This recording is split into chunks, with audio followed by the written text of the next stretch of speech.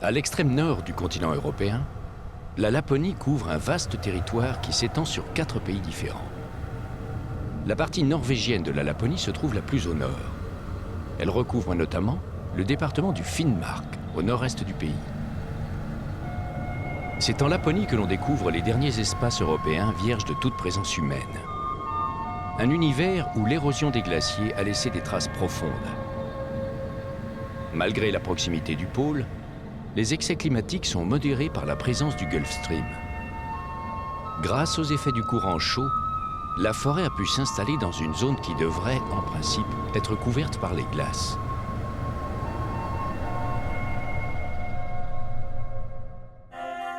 Les Samis sont les premiers à avoir habité la Laponie.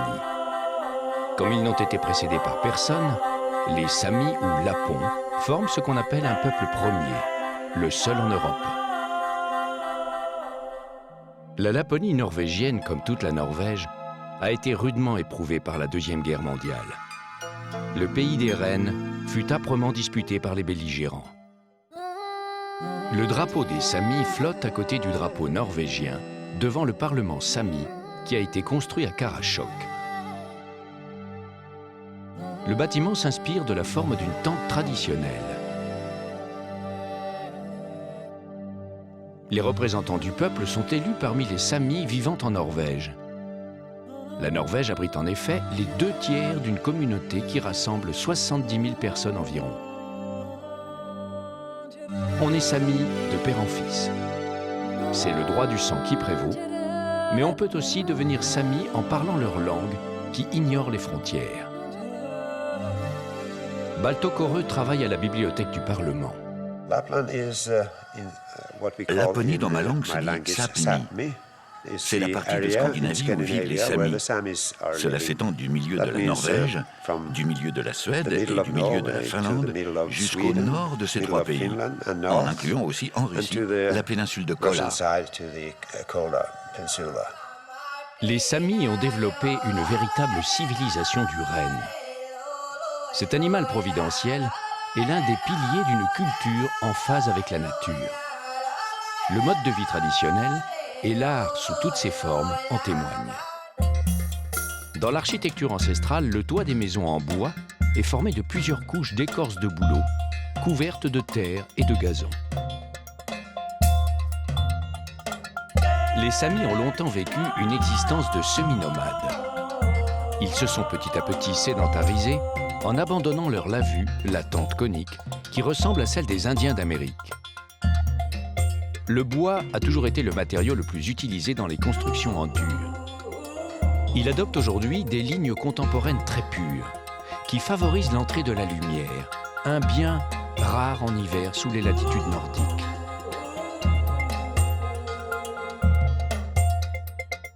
Comme la lumière et le bois, la langue et les livres samis font partie du patrimoine. La langue sami, très ancienne, est originaire de l'Oural.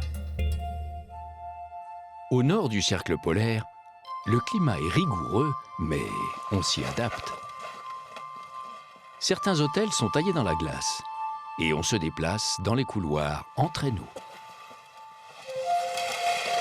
On y dort d'un sommeil réparateur, mais le bonnet de nuit est chaudement recommandé. Le froid, la neige, une nature qui impose ses règles font partie du mode de vie lapon. Un mode de vie qui compose avec les éléments, en faisant preuve d'imagination.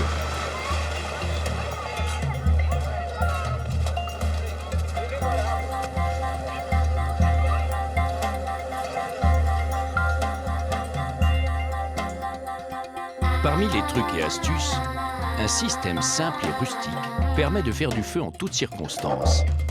Josef Perbulio maîtrise la technique.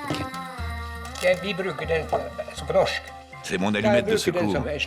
Parce que si mes allumettes sont mouillées, je peux utiliser ce procédé dans n'importe quelle circonstance. Les déplacements ne posent pas de problème, à condition d'avoir les équipements appropriés. L'hiver, on joue au football sous une voûte protectrice. Des centres commerciaux permettent de faire son shopping en s'affranchissant du climat. On y trouve presque tout, mais le coût du transport est répercuté sur le prix des marchandises. La meilleure formule est encore de consommer des productions locales, comme le poisson ou le saucisson de Rennes. En effet, les produits exotiques ne manquent pas, mais les étiquettes donnent parfois le vertige. Les conditions climatiques n'empêchent ni les déplacements, ni les loisirs. Ainsi, il n'est pas interdit de se rendre au cinéma en motoneige. Regarder un film sur grand écran installé sur des gradins taillés dans de la neige fait partie de l'expérience Laponie. Les hôtesses fournissent les pots de renne et garantissent la qualité des esquimaux.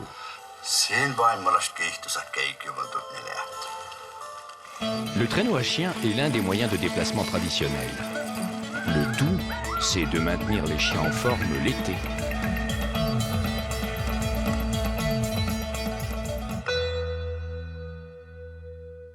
La lumière du jour ne disparaît jamais complètement en été.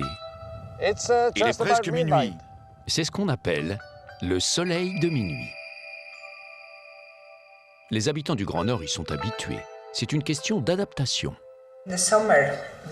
L'été, on ne dort pas beaucoup. On n'a pas besoin de beaucoup de sommeil. Je pense que nous recevons beaucoup d'énergie de la lumière. Quand je suis fatigué, je vais au lit et je m'endors.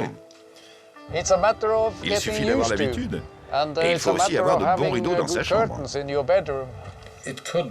Dans certains cas, cela peut être difficile. Mais quand vous avez un travail, ce n'est pas un problème. Vous devez de toute façon vous lever le matin et aller au travail.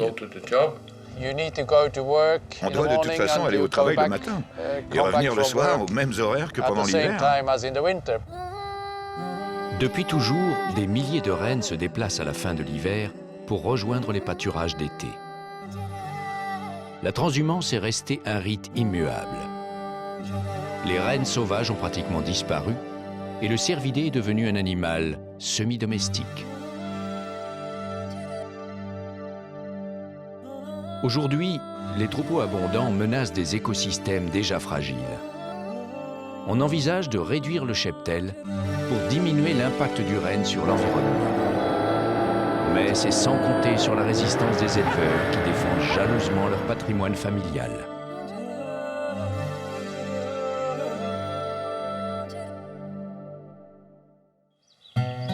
L'agriculture est peu développée. Pour l'ensemble de la Norvège, ce secteur n'assure que 1% du produit national brut. En revanche, la pêche est une activité traditionnelle pour les Samis, car les eaux froides sont riches en plancton.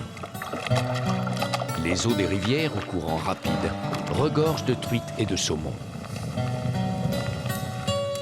Et le soir, dans leur campement, les pêcheurs savourent les spécialités locales. C'est très bon, c'est du cœur de renne séché. La première ressource naturelle est l'énergie.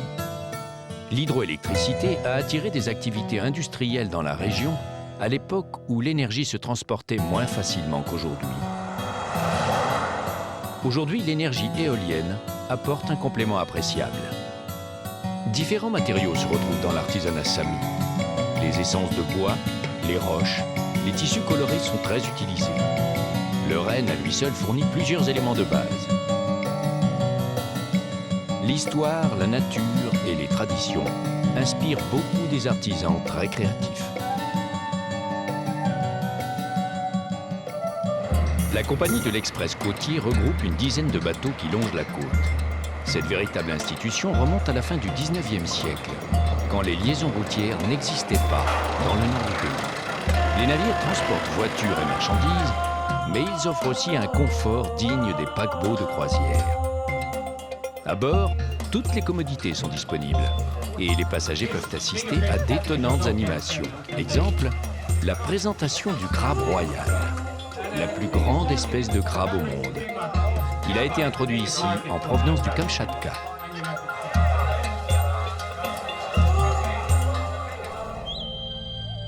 Un autre spectacle qui fascine autant qu'il étonne. les aurores boréales.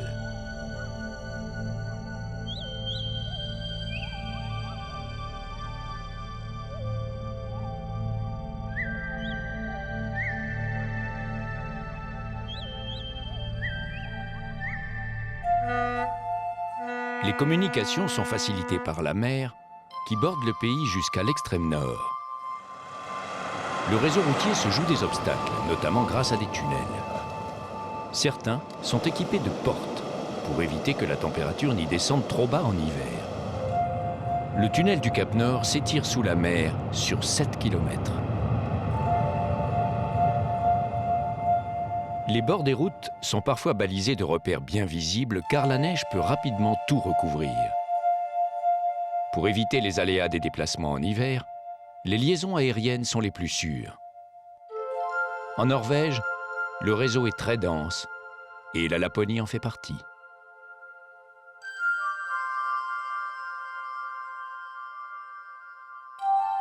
Pour les Samis, le ciel est peuplé d'esprits. Une croyance en principe incompatible avec le protestantisme auquel la grande majorité de la population adhère. Mais les religions traditionnelles ne sont pas les seules à être pratiquées. Maintenant, le christianisme est la religion officielle des Samis, mais le chamanisme est toujours présent sous différentes formes dans la société Sami. Pour Madhu Kapura, l'étroite relation des Samis avec la nature explique leur adhésion au chamanisme. Ce n'est plus une religion dominante, comme c'était encore le cas au XVIIe siècle. Aujourd'hui, pour certaines personnes, le chamanisme reste une tradition, pour aider à la guérison de certaines maladies, par exemple, ou encore pour le folklore. La vision du monde à travers le chamanisme est toujours présente dans la culture Sami actuelle. Je pense que la chose la plus importante dans la religion traditionnelle Sami est le lien intime qu'il y a entre les croyances et la réalité. Les croyances étaient jadis indissociables de la vie quotidienne. Les croyances donnent des lignes de conduite très claires, où pêcher, comment suivre les règles de la nature ou comment se comporter avec les autres gens. Dans la localité de Kautokeino, les Samis revêtent le koftö, le costume traditionnel, pour assister à la messe de Pâques. Finement brodés, les ornements du vêtement changent en fonction des origines géographiques. Mais seul un œil exercé peut les distinguer. Les hommes et les femmes portent un habit différent, qui peut aussi varier selon l'âge et le statut social. Le costume est un élément fort de l'identité Sami.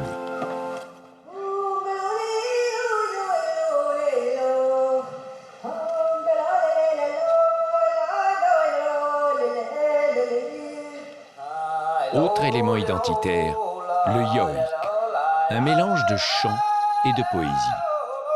Pour les spécialistes de la culture Sami, le yoik est un révélateur. Ce n'est pas une chanson sur quelque chose, mais un chant qui exprime la personnalité d'une personne ou une situation particulière. En écoutant un yoik, on peut savoir si une personne est triste ou joyeuse. Le chant peut révéler une personnalité. Un chanteur de yoik exprime la personnalité de quelqu'un ou d'un objet. Par exemple, aujourd'hui, une motoneige, des rennes, des animaux peuvent avoir un yoik. Par le yoik, vous exprimez votre relation avec ces objets, ces personnes et ces animaux.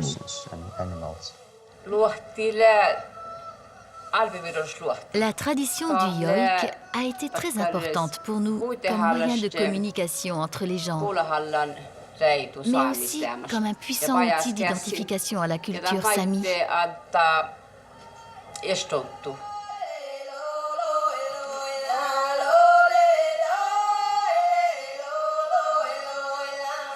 La notoriété de certains chanteurs de yoik a largement dépassé les frontières de la Laponie. C'est le cas de Mary Boyne, une véritable star.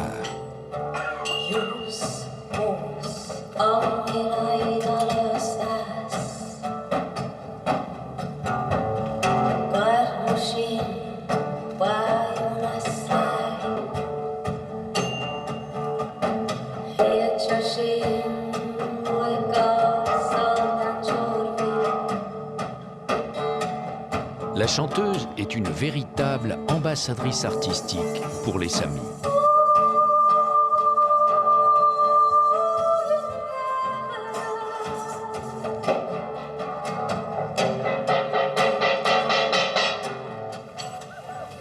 De nombreux Samis se retrouvent à Kautokeino à l'occasion du festival de Pâques. C'est leur manière de célébrer la fin d'un hiver long et pauvre en lumière. Pour la circonstance, les Samis revêtent leurs habits traditionnels. C'est aussi l'occasion de se livrer à différentes compétitions, comme le lancer du lasso.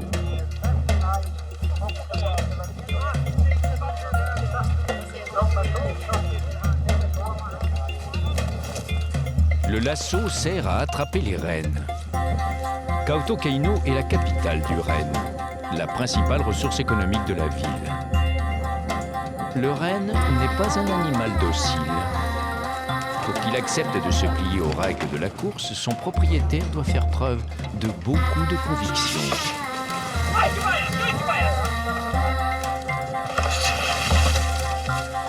Et ses trajectoires sont souvent imprévisibles.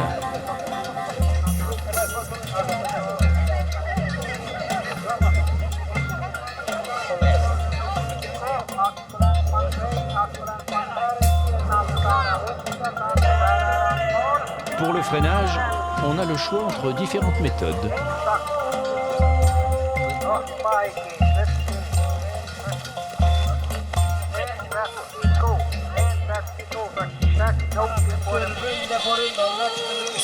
Sur la neige, des activités sont prévues pour tous les âges et pour tous les types de véhicules.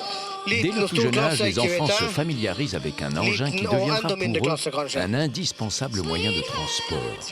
La motoneige. Les compétitions de motoneige comptent parmi les temps forts du festival de Kautokeino. Il y a même une catégorie petits débutants pour les juniors qui rêvent de devenir de grands professionnels.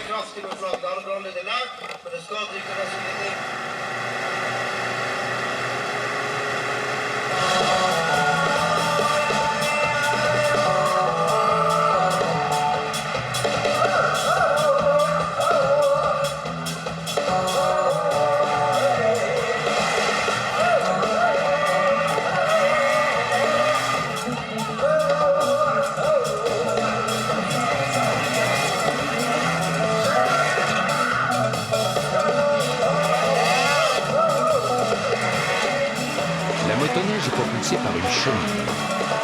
Le système a vu le jour au Québec dans les années 1950.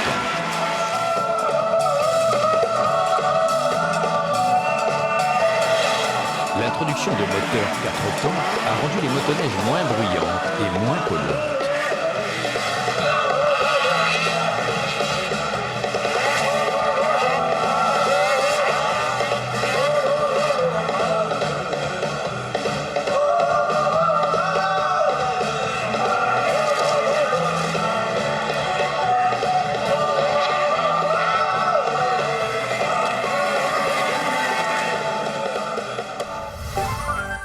L'été, la Laponie reprend des couleurs et Alta sort de sa torpeur.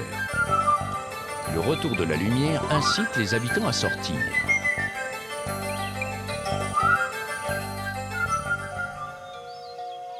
À l'exception de la petite église, la ville a été entièrement détruite lors de la Deuxième Guerre mondiale.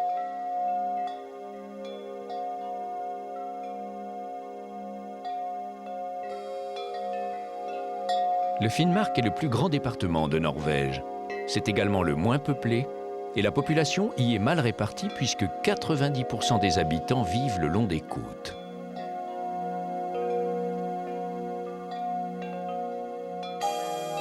Les Samis forment 4 groupes distincts. Les Samis des montagnes, les Samis de la forêt, les Samis des lacs et ceux du littoral arctique. Ces derniers sont nombreux en Laponie norvégienne. Ils pratiquent la pêche et sont devenus entièrement sédentaires.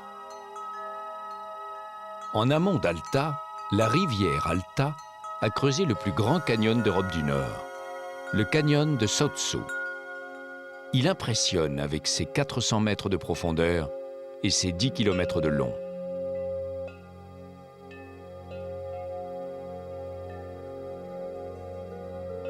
Finnmark signifie littéralement « terre des Samis ». Or, 95% des terres du département appartiennent à l'État norvégien.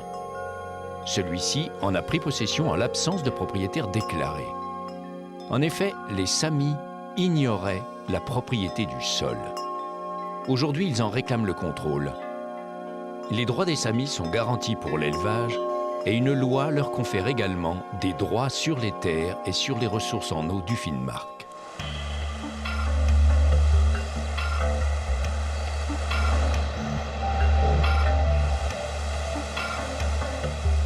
Les ressources minérales sont considérables. Depuis des siècles, on exploite l'ardoise pour son aptitude à se fondre en feuillets.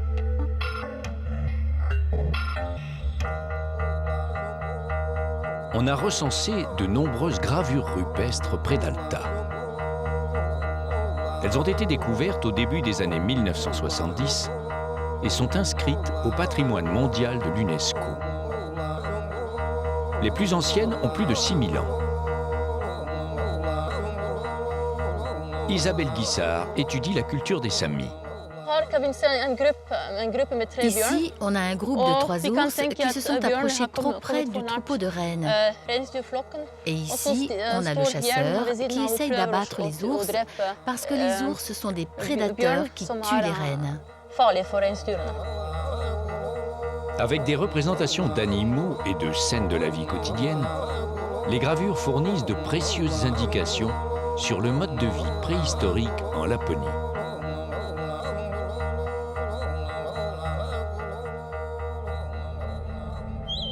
La présence des Samis en Scandinavie est attestée depuis la plus haute préhistoire, mais leurs origines sont toujours incertaines.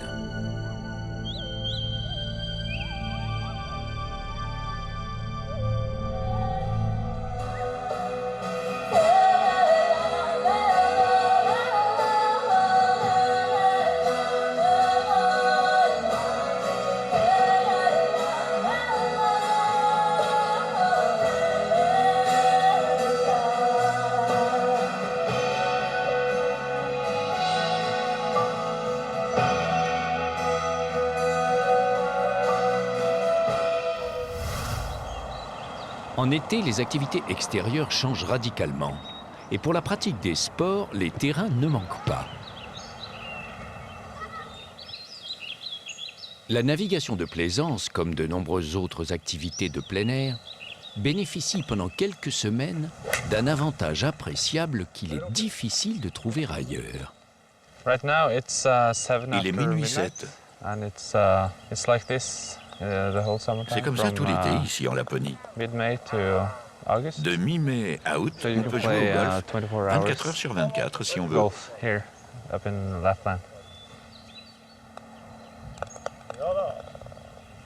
La pêche en rivière est très réglementée et les règles peuvent changer d'un endroit à l'autre. Ici, la pêche est autorisée en été entre 20 h et 4 h du matin.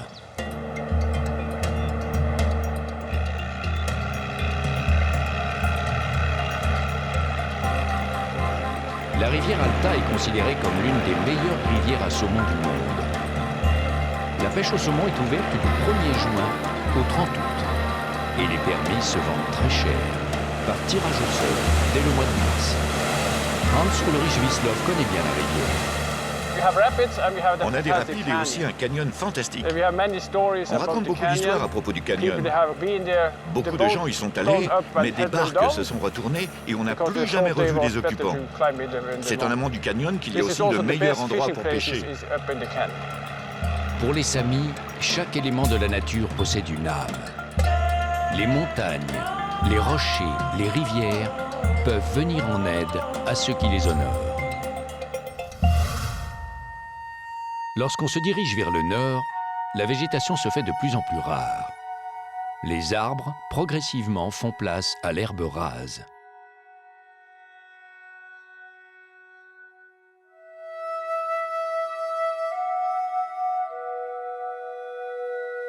La mousse et le lichen relèvent la terre de quelques couleurs. C'est le domaine de la toundra, un mot russe emprunté aux Samis. Le renne se nourrit essentiellement de lichen. En été, il améliore son ordinaire en y ajoutant par exemple des herbes ou des écorces.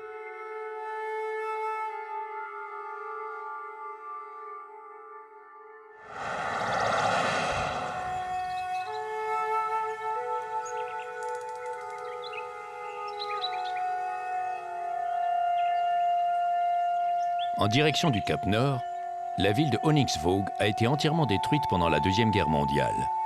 La localité abrite aujourd'hui le port le plus actif du nord de la Norvège. Ici, été comme hiver, il faut s'emmitoufler. Pourquoi? Tout simplement parce que ce bar est entièrement conçu dans la glace.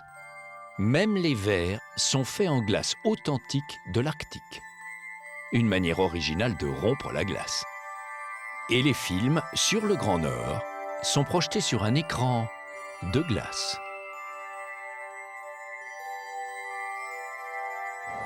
La coutume veut qu'à la sortie, on jette son verre à la mer en faisant un vœu. Et quand mon vœu se réalisera, je leur enverrai une carte postale pour le faire savoir.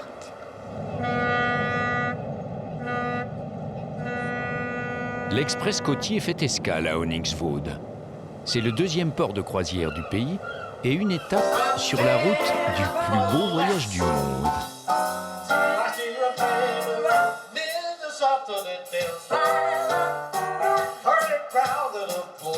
Les côtes deviennent plus sauvages et la roche escarpée ne laisse plus la moindre prise à la végétation. La roche granitique forme le socle de tout le continent européen.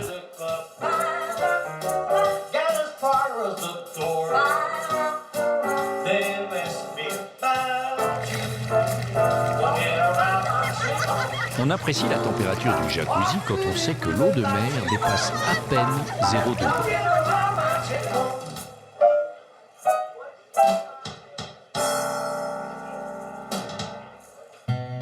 Pour ne pas être directement exposé à l'océan, la localité de Xølefjord s'est installée à l'abri d'un fjord.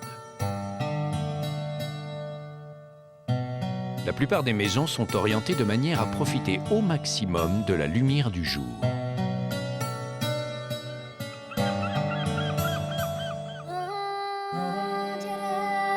À l'heure où le soleil devrait être couché, la lumière baigne toujours l'océan de reflets métalliques.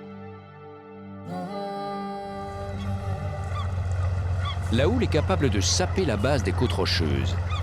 Une aubaine pour les oiseaux marins qui nichent dans les ouvertures. Dans la région de Berlevåg, un optimisme à toute épreuve imprègne les chants traditionnels.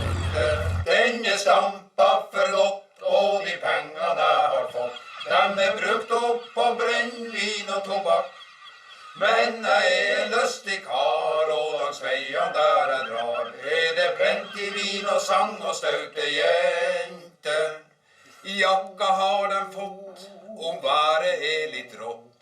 Ei sikkerhetsnål I skjorta gjør nytta.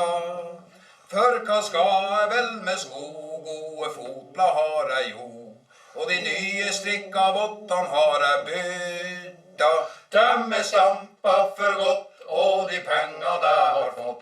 Dem brukt opp på brennvin og tobakk. Men jeg lystig kar, og langs veien der jeg drar, det plenty vin og sang og staute jenter. Le moral compte pour affronter la nature. En gardant ses distances et avec du bon sens, l'homme peut même s'en accommoder. Il ne faut pas se battre contre la nature ici. D'ailleurs, ce ne serait pas très malin de le faire. On doit vivre avec, se protéger d'elle aussi bien sûr, mais on sait que si on voulait se battre contre elle, on serait perdu. L'habitat traditionnel des Samis est un bon exemple des accords que l'on peut avoir avec la nature. Ester Utsi. Autrefois, les habitations ici étaient des cabanes couvertes de tourbe, qu'on appelait gamö en sami. Ici, les matériaux sont entièrement naturels, comme autrefois, et leur efficacité est démontrée.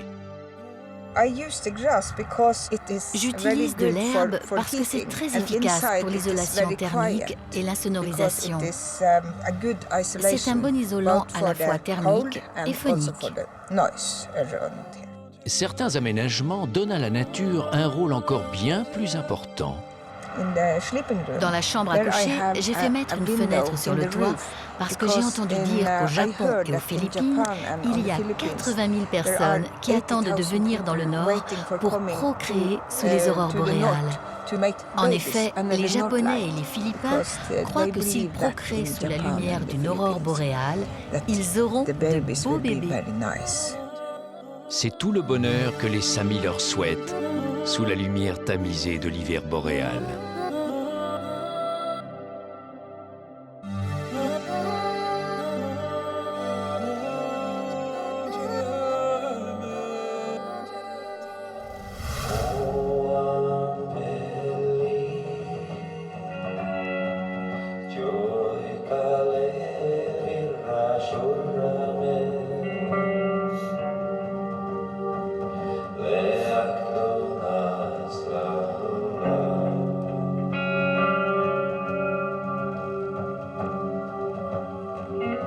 L'hiver estompe les couleurs sur terre et les ravive dans le ciel.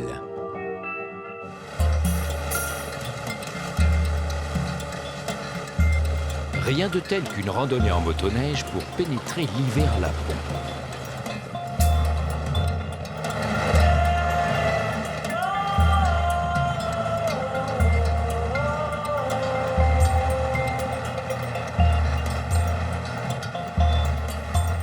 Les journées sont très courtes.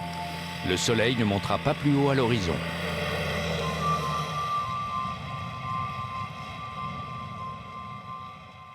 Pour les Samis, le soleil est un dieu. Et c'est en hiver qu'il est le plus vénéré.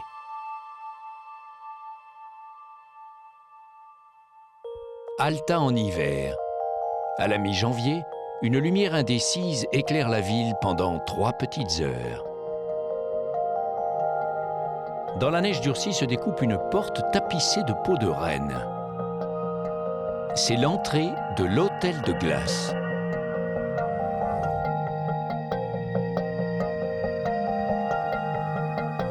Les dernières retouches se terminent juste avant l'ouverture de la saison. La neige compressée se travaille facilement et la glace est décorée de gravures évoquant les motifs anciens.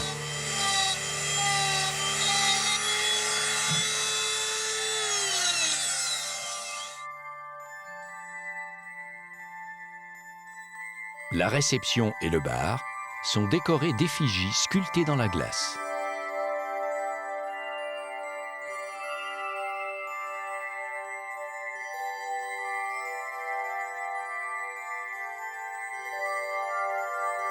La glace joue de ses reflets et de sa sonorité. À l'exception de quelques éléments décoratifs, la glace fournit l'essentiel de l'équipement de l'hôtel. Le maître des lieux est à la fois sculpteur, designer et responsable de la décoration. Tout est prévu pour que l'aménagement soit utilisable l'espace d'une saison. Mais pour cela, il y a une condition indispensable. La température est constante. C'est comme dans un frigo, entre moins 5 et moins 6 degrés. Surprise, une suite nuptiale. Des couples viennent de très loin pour passer ici leur nuit de noces. Mais avant de profiter de la suite nuptiale, il y a un passage obligé par un autre endroit de l'hôtel. Voici la chapelle où nous célébrons beaucoup de mariages cette année. Nous avons entre 15 et 20 réservations pour cet hiver. Des gens viennent des 4 coins du monde pour se marier ici. Et le dimanche, c'est le prêtre local qui dit la messe ici.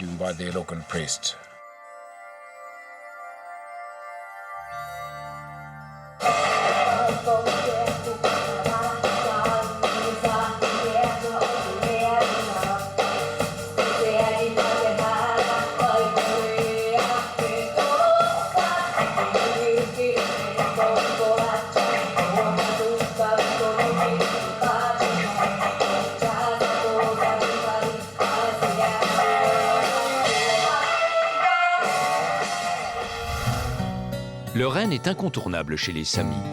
En langue sami, il n'existe pas moins de 400 mots différents pour le désigner. Au lasso, les Samis sont très habiles pour l'attraper. Il est rare de rencontrer un animal qui réponde à autant de besoins. Le renne, c'est notre mode de vie. Tout ici tourne autour du renne. À l'école comme au travail, on est forcément impliqué dans l'élevage du renne. On confectionne aussi des vêtements en peau de renne, on mange du renne. Je peux dire que nous organisons notre vie par rapport au renne. Les chaussures que je porte maintenant sont en peau de renne, provenant de leurs pattes. Ce costume, lui aussi, est fait en peau de renne. Les cornes sont utilisées pour faire des couteaux ou l'anneau du lasso. On utilise toutes les parties du renne, rien n'est gaspillé. L'habillement des Samis est parfaitement adapté à leur environnement. Exemple, les chaussures, avec leurs extrémités recourbées. Cette forme de chaussure est traditionnelle et elle est pratique. Autrefois, lorsque les Samis utilisaient des skis, ils les attachaient avec une corde à la pointe de leur chaussure. La pointe courbe permettait de bien bloquer le ski. C'est pourquoi je suis sûre que les Samis ont inventé le ski, car nous portons ces chaussures depuis longtemps. Le renne est aussi remarquablement adapté à son milieu naturel. Il possède un pelage long et fourni qui s'éclaircit en hiver. Il se fond ainsi dans la nature. Les sabots s'évasent comme des raquettes et lui permettent de se déplacer aisément dans la neige.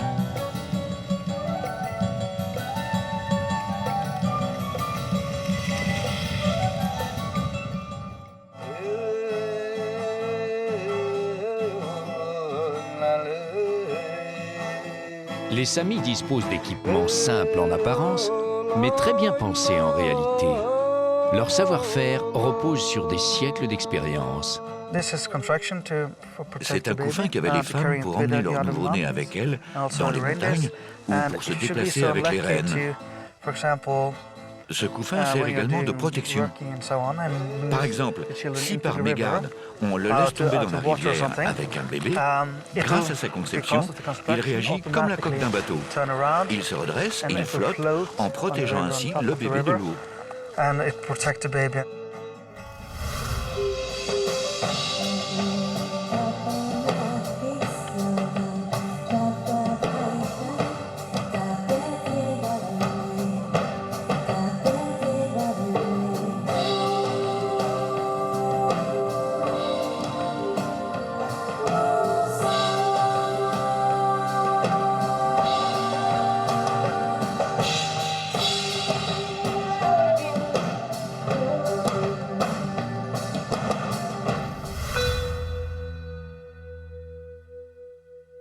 Dans leur langue, les Samis appellent l'artisanat « daoji ».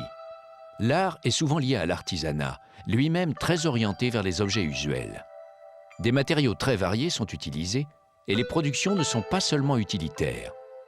Dans la galerie d'art de Régine Jules, on fabrique des bijoux inspirés par les traditions Samis. Les métaux comme l'argent et l'étain sont travaillés depuis très longtemps à des fins ornementales. Chez les Samis, les bijoux possèdent une très haute valeur ajoutée, une valeur symbolique. Auparavant, pour les Samis, comme pour tous les peuples nomades dans le monde, les bijoux étaient la principale source de bonheur. Il n'y avait pas de livres, il n'y avait pas de musique. Les bijoux étaient la réponse à la question de la beauté. Ils apportaient quelque chose de plus que les besoins basiques de la vie.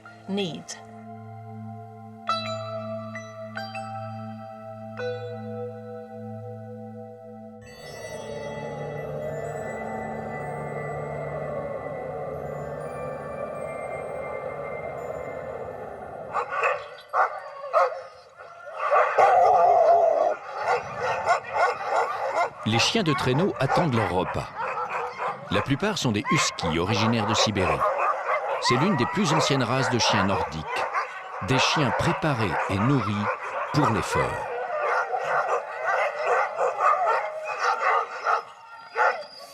Malgré sa petite taille, le husky sibérien est un animal extrêmement résistant. Mais c'est un chien de meute qui a besoin d'un chef. Il est adapté à la traction de lourdes charges et est capable de performances étonnantes. Rune Nordus. Tous nos chiens sont élevés pour la course. Nous leur faisons parcourir de longues distances, c'est-à-dire des trajets de 300 km ou plus. Sur les longs trajets, le husky peut progresser très longtemps sans devoir s'arrêter. Sans se reposer, 10 heures sans problème. Ils peuvent courir 10 heures, se reposer 2 heures et courir à nouveau 10 heures, puis se reposer 5 heures et ainsi de suite. Ces chiens ont d'énormes capacités. Ils peuvent tirer un traîneau pendant plusieurs jours sans vraiment se reposer. Par leurs caractéristiques physiques et leur comportement, les chiens de traîneau sont proches de leur ancêtre, le loup. Toutes leurs qualités sont mises au service du groupe. C'est une nécessité vitale dans une nature qui peut vite devenir hostile.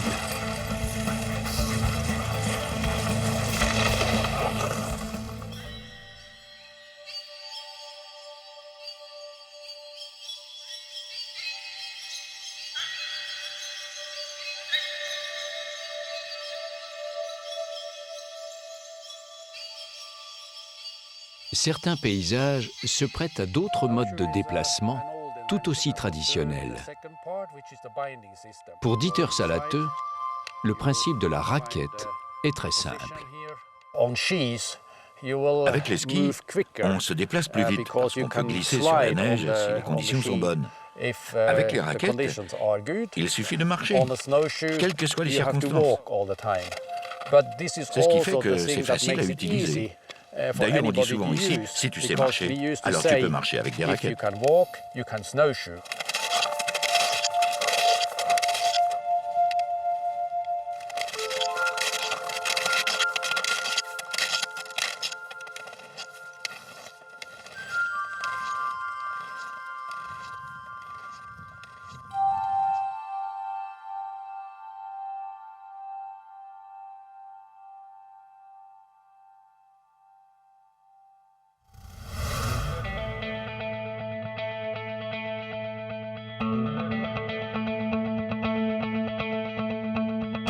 Direction le Cap Nord, qui ne se trouve pas sur le continent, mais sur l'île de Magereuil, à laquelle on accède par un long tunnel.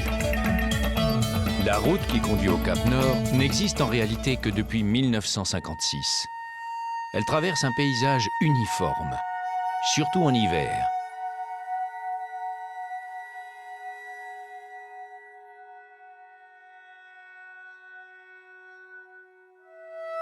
Au bout de la route, à l'extrémité du continent européen, le Cap Nord apparaît, avec ses falaises vertigineuses marquées par les célèbres points de repère géographiques. Entre le Cap Nord et le pôle, il n'y a plus la moindre terre émergée.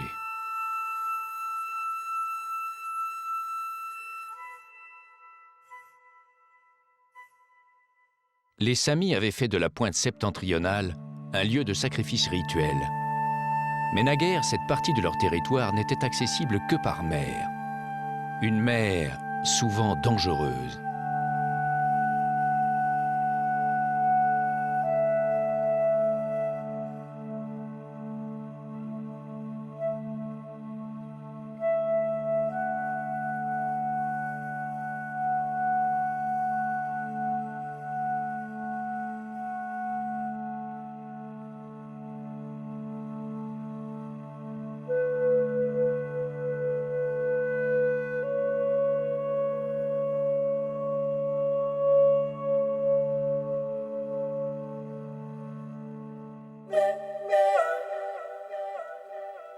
La ville de Honningsvåg semble écrasée par la masse minérale de l'extrême nord.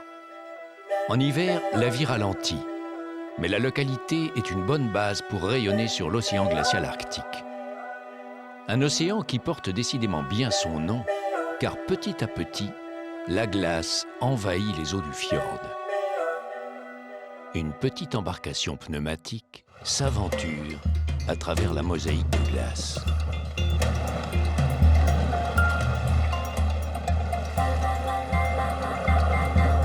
Dans quel but ?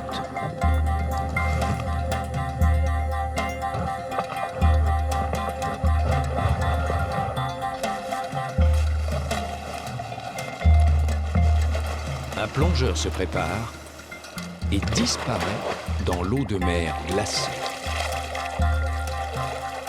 Elle est entre -1 et -2 degrés en surface.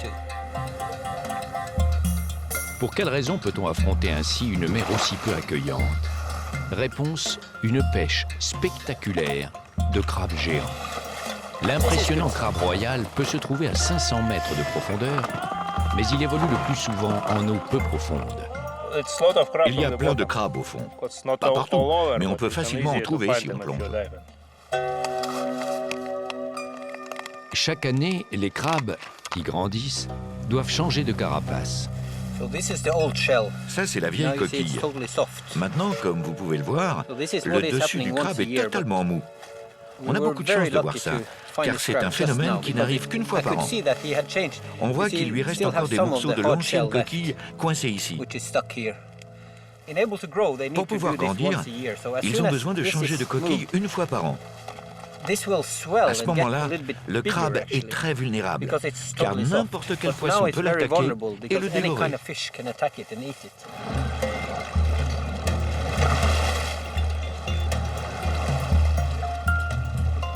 On ramène le crabe vers la berge, et ensuite, qu'en fait-on?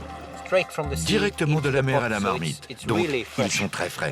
On les fait bouillir dans de l'eau de mer pendant 15 minutes, et on les sert ainsi sans mettre aucune épice dans l'eau. Dans le Finnmark, on a pêché un crabe royal qui pesait 15 kilos avec une envergure de 2 mètres. La plupart des crabes royaux sont plus petits, mais quelle que soit leur taille, ils donnent lieu à un véritable festin.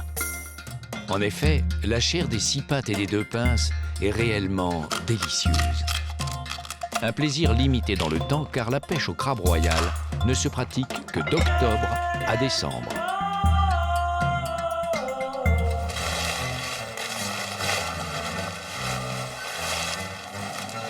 La combinaison étanche est absolument indispensable pour un exercice conseillé après le repas. Un plaisir que l'on ne peut apprécier qu'en Laponie. Se laisser flotter, entouré par la banquise. Une expérience que l'on n'oublie pas de sitôt.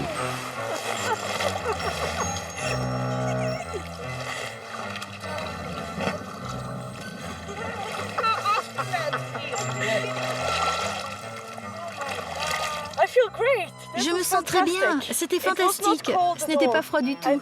Je pensais que ça aurait été plus froid, mais c'était bien. Flotter, c'est une super sensation. C'est vraiment une expérience dont on se souvient toute sa vie. Je ne pense pas que j'y serais restée plus longtemps, mais pour un petit moment, c'est génial. Le plus dur, c'est de retrouver les lois de la pesanteur. Plus à l'est, on longe la mer de Barents. La région a toujours été convoitée pour ses abondantes ressources en minerais de fer.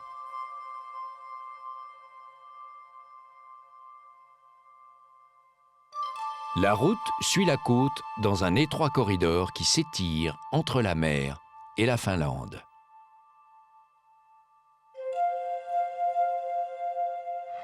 Elle aboutit à la ville de Kirkenes, toute proche de la frontière russe. La neige amortit les sons, mais pas partout. En fin de semaine, les villes lapones peuvent s'animer.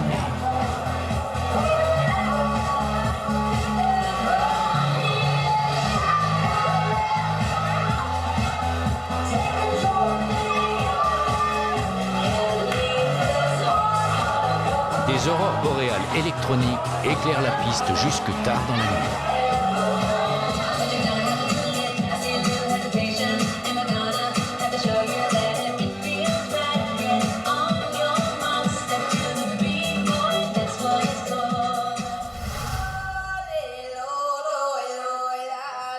Aussi loin qu'on puisse remonter dans le temps et dans l'espace, le yoïk est toujours audible. Sur un territoire très morcelé, les Samis ont réussi à se donner un destin commun. À travers les siècles, ils ont donné une âme à chaque chose, chaque montagne et chaque étang.